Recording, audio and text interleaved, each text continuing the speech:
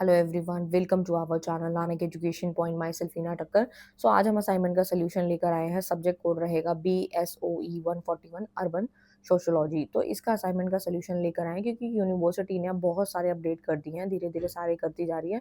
काफ़ी सारे English medium वाले भी करे हैं, काफ़ी हिंदी मीडियम वाले भी करे हैं। तो मैंने तो कुछ तो हिंदी वाले भी डाले हैं और इंग्लिश वाले भी मैं अपलोड कर रही हूँ। सेक्शन 3 तक है, टोटल 10 क्वेश्चन है। जितने बोर्ड की लिमिट थी उतना मैंने आंसर को सेट किया है। हमारी टीम ने इसको बनाया है। क्वेश्चन ब्लैक से रहेगा। सेक्शन जरूर जब आप लिखते हैं, सेक्शन फर्स्ट लिखा, फिर उसको अंडरलाइन बोल्ड कर दिया, फिर सेक्शन सेकंड लिख दिया, थर्ड लिख दिया, इस तरीके से।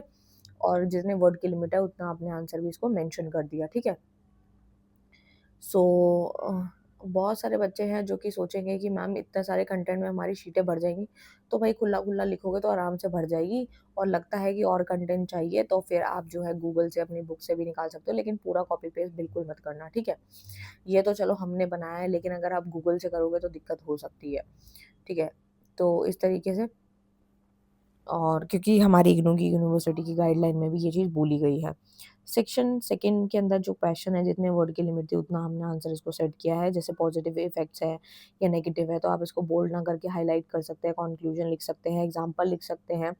और आपको लगे कि शीट अब नहीं भर रही और आपको गूगल से भी नहीं करना, इतनी मेहनत नहीं करनी, तो ये जो कंटेंट है वो इतना सफिशिएंट है। और उसके बाद आप जैसे यहाँ पे मैं एक एग्जांपल देती हूँ। तो जैसे यहाँ पे करेक्टरिस्टिक है नेबरहुड के, तो जैसे यहाँ पर आप क्या कर सकते हो, जैसे यहाँ पे आपने लिखा करेक्टरिस्टिक ऑफ नेबर, तो यहाँ आपने ऐसे ऐसे करके फ्लो चार्ट्स बना दिए और नीचे यहाँ पे मेंशन कर दिए इसके पॉइंट्स को।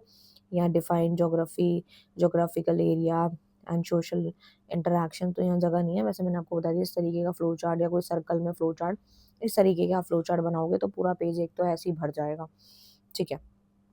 सो 6 नंबर के लिए अगर आप 2 पेज भी भर रहे हो तो भी देखो कितना इनफ है। लेकिन ये तभी हो पाता है जब हम टाइमली असाइनमेंट्स को बनाते हैं।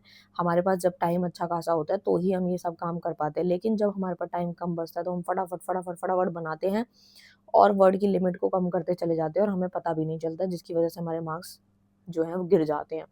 तो ये बात का आपको खास तौर पे ध्यान रखना है कि अपडेट तो हो ही गए हैं, बनाने तो हैं ही हैं, तो आप बनाने स्टार्ट करोगे अभी तो धीरे धीरे करके आपका अच्छा खासा असाइनमेंट तैयार हो जाएगा, साफ सुथरी हैंडराइटिंग के साथ।